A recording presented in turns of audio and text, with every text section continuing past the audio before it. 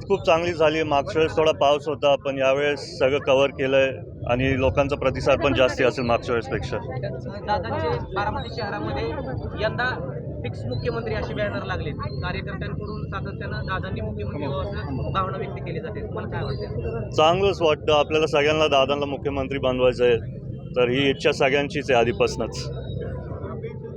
दादा विधानसभेला तुम्हाला उभं राहावं अशी सगळ्यांची इच्छा आहे.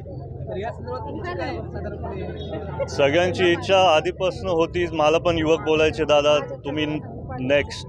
पण आता बघू, दादा आणि पक्षातले ज्येष्ठ नेते ती निर्णय घेतील. तुमची इच्छा आहे विधानसभेला लढण्याची बारामती? माझी इच्छा आधीपासून दादांसारखं सगळ्यांना मदत करायची आणि कामं करायची.